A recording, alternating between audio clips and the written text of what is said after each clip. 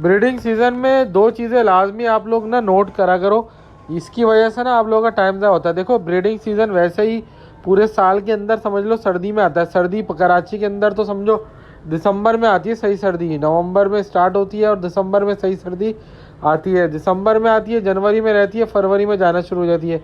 यानी समझो अगर ढंग की ब्रीड कराने के लिए देखा जाए ना तो 3 ही महीने मिलते हैं। 3 महीने में बंदा कितनी ब्रीड करा लेगा? 2 ब्रीड करा पाएगा कम से कम बस, क्योंकि 2-2 महीने का तो साइकिल होता है अंडे से लेके बच्चा निकलने तक का।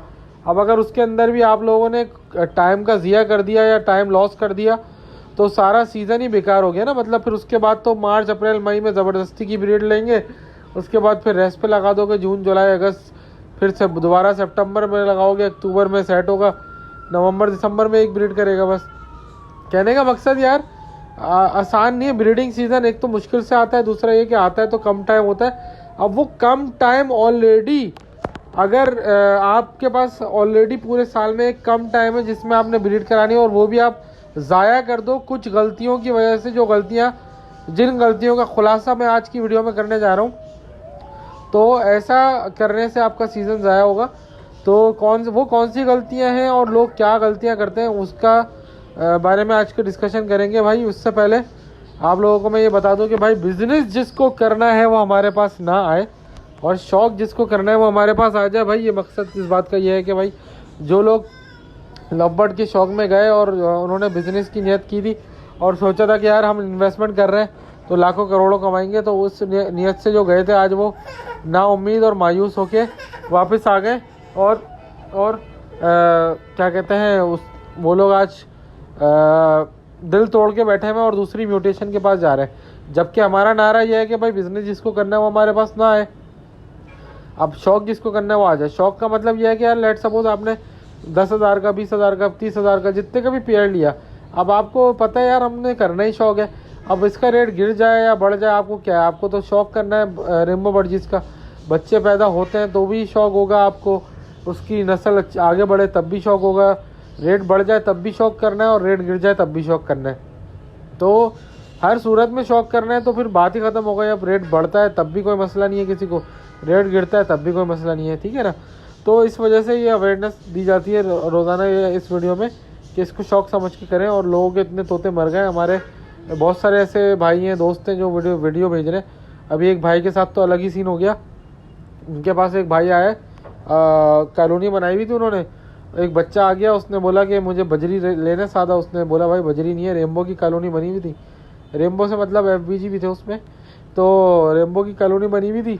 उसने बोला यार ये क्या है, उसने बोला ये तो रेम्बो है। बोला यार मुझे तो सादा बजरी लेने आया था लेकिन रेम्बो मुझे अच्छे लग रहे हैं, लेकिन मैं अफोर्ड नहीं कर सकता, काश मैं ना ये रेम्बो ले पाता यार। अब वो बच्चा था हसरत बड़ी निगाहों से देख रहा था, इत्तफाक की बात है। अब अल्लाह जाने कि यार क्या हुआ क्या नहीं हुआ। अगले दिन सारी कॉलोनी के 68 बर्ड्स मरे हुए थे। तो उन भाई ने मुझे वीडियो भेजी, मैंने उनको बोला कि मैं वीडियो लगा दूं आपकी, तो उन्होंने कहा हाँ लगा दो लेकिन मेरा नाम नहीं लेना। लेकिन मैंने वीडियो नहीं लगाई, मैंने कहा यार फिर छोड़ो, जब एक बंदा नाम लेने को मना कर रहा है तो फिर मैंने वीडियो भी नहीं लगाई। तो बताने का मकसद यार कि अब अल्लाह जाने नज़र लगी या रातों रात ऐसा कोई वायरस आया कि उसके 68 बर्ड्स मर गए, मतलब उस बंदे के। तो इस तरह के वाक़यात भी हो जाते हैं एकदम से 68 बर्ड। वो भी ये बात पिछले हफ्ते की है, मतलब ज़्यादा पुरानी बात नहीं है, 1-2 दिन 3 दिन पहले उस बंदे ने मुझे बताया, तो हो सकता है 3 दिन पहले ही मरे हो।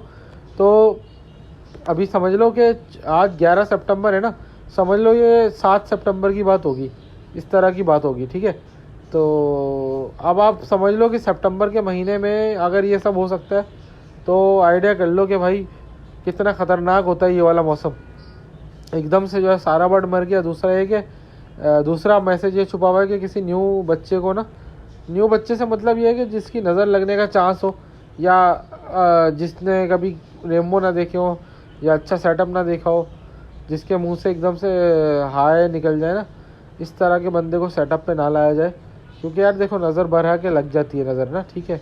अब इसके अंदर कुछ लोग बोलेंगे नहीं यार ये नहीं होता, ऐसा कुछ भी नहीं है, ठीक है। वो अब डिफरेंट लोगों के डिफरेंट नज़रियात होते हैं, मैं इसके ऊपर डिस्कशन नहीं करना चाहता, लेकिन ये है कि नज़र भर के और लग जाती है। एनीवे भाई 2 चीज़ें जो मैं बताना चाह रहा था आज की वीडियो में वो ये है भाई कि पहला मेथड समझ लो।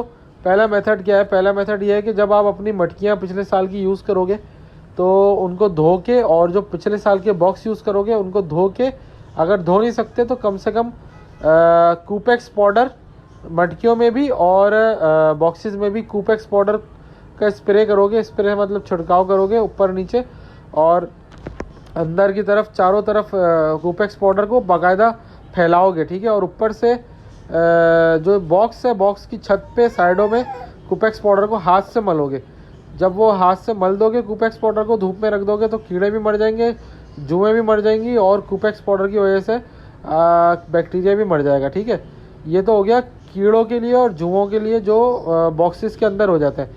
बाकी दूसरा जो प्रोसेस है वो है विरकॉन एस का स्प्रे, जिससे वायरस नहीं आएगा। विरकॉन एस का स्प्रे कर दोगे तो वायरस नहीं आएगा, और वायरस नहीं आएगा तो बर्ड्स अचानक से नहीं मरेगा, भले वो ब्रीडिंग करता हुआ बर्ड हो या ना हो, ठीक है। ये दो बातें मैंने आपको बताई।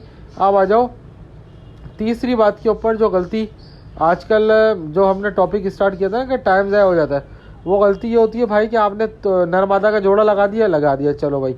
अब आ जाओ, अल्लाह भला करे, आपने जोड़ा लगाने के बाद क्या करा? अंडे दे दिए मादी ने अंडे दे दिए। अब आप इंतज़ार कर रहे हो बैठ के, बच्चा कब निकलेगा।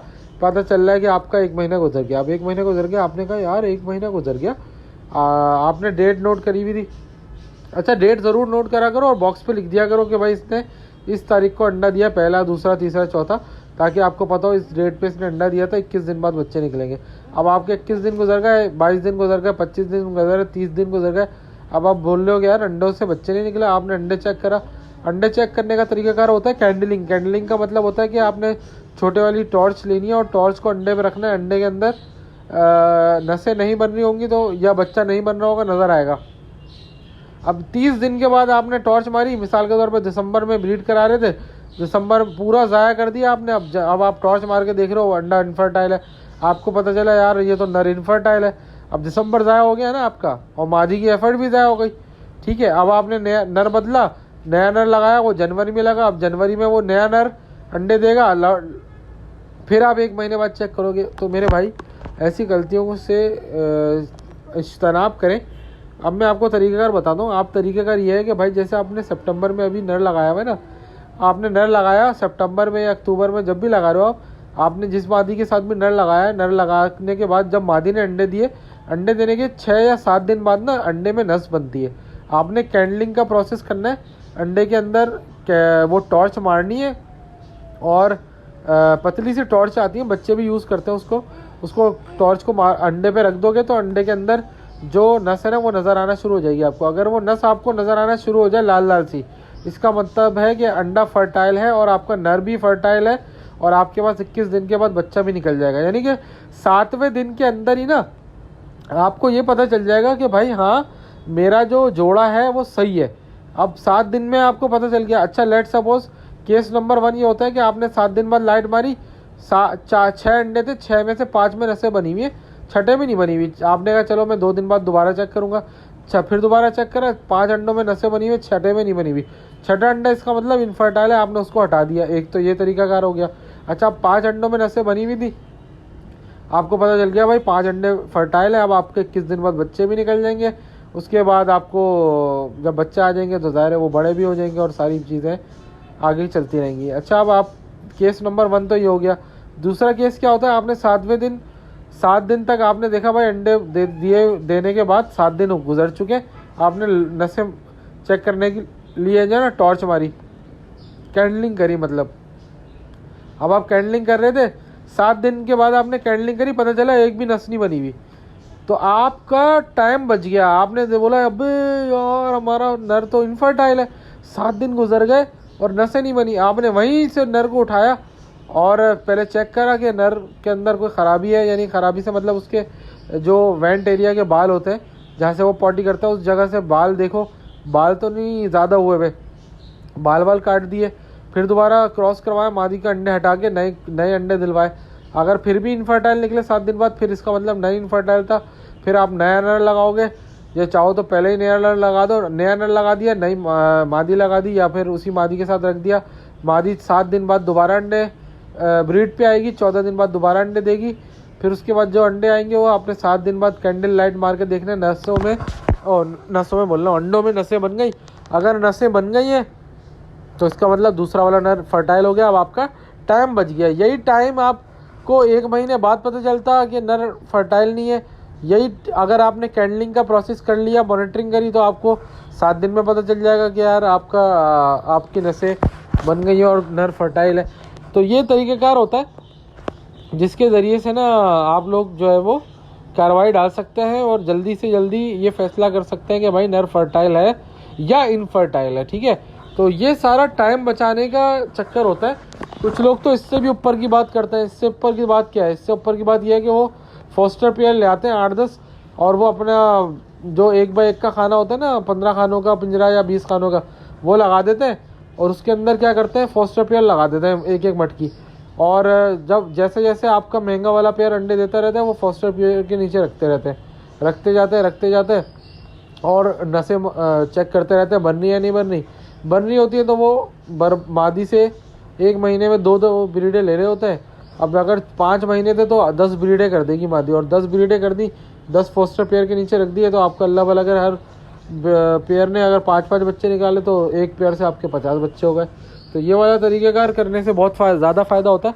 तो फोस्टर पेयर ले लो भाई, अभी भी वक्त है। आप लोगों को सारी मालूमात दे रहा हूँ, जो भी एडवांस ब्रीडर्स करते हैं वो सारी मालूमात आपको दे रहा हूँ। जो मेथड्स हैं वो सब बता रहा हूँ। अगर अभी भी आप लोग नहीं कमा सके, अभी भी आप सीज़न में ज़्यादा बच्चा नहीं प्रोड्यूस कर सके और अच्छा शौक नहीं कर सके, तो भाई सारी गलती आपकी है, सुस्ती और कोताही आपकी है और मेरी है।